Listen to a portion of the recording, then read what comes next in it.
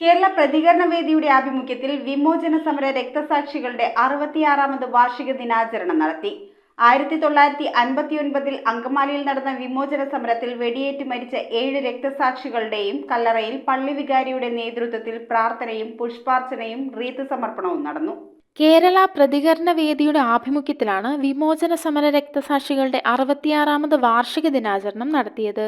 1959 അങ്കമാലിയിൽ നടന്ന വിമോചന സമരത്തിൽ വെടിയേറ്റ് മരിച്ച 7 രക്തസാക്ഷികളുടെ ബസിലിക്കയിലെ കല്ലറയിലെത്തി പള്ളി വികാരിയുടെ നേതൃത്വത്തിൽ പ്രാർത്ഥനയും പുഷ്പാർച്ചനയും റീത്ത് സമർപ്പണവും നടന്നു. അവരോടൊപ്പം അനേക പേര് ആ സമരത്തിലുണ്ടായിരുന്നുവെന്നും ആ സമരത്തില് പല വിധത്തിലുള്ള ക്ഷതങ്ങളും നഷ്ടങ്ങളും സഹിച്ചാണ് ഈ സംരംഭത്തെ നയിച്ചതെന്നും എല്ലാം നമുക്ക് എല്ലാവർക്കും അറിയാം. ഇതിൻ്റെ അനുസ്മരണം പുതുക്കുമ്പോൾ നമ്മുടെ സമൂഹത്തിലും നമ്മുടെ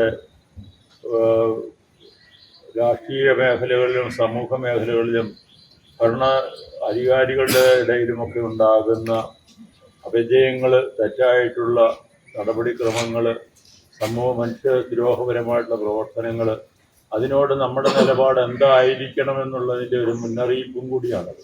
തുടർന്ന് ബസിലിക്ക അങ്കണത്തിൽ ചേർന്ന യോഗത്തിൽ രക്തസാക്ഷികളുടെ കുടുംബാംഗങ്ങൾക്കുള്ള പ്രതികരണ വേദിയുടെ പെൻഷൻ, ഉപഹാരങ്ങൾ എന്നിവ ചെയർമാൻ ജോസ് വാപ്പലശ്ശേരി വിതരണം ചെയ്തു. 15 വയസ്സുള്ള കുട്ടിയടക്കം 7 പേർ മരിക്കുകയും 45 പേർക്ക് പരിക്കേൽക്കുകയും ചെയ്ത ചരിത്രത്തിലെ ഏറ്റവും പ്രമുഖ പ്രക്ഷോഭമായിട്ടാണ് ചരിത്രകാരന്മാർ വിമോചന സമരത്തെ വിലയിരുത്തുന്നത്. കൺവീനർ PI നാദർഷ ചടങ്ങിൽ അധ്യക്ഷത വഹിച്ചു. KP gain, Varghese George, Baiju Kalleli, PV Sajeevan, NR Ramachandran Nair എന്നിവർ ചടങ്ങിൽ സംസാരിച്ചു. News bureau, Angamaly.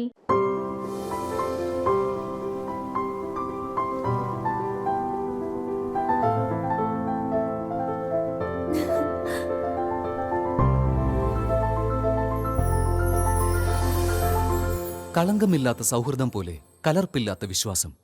കല്ലൻസ് ജ്വല്ലറി.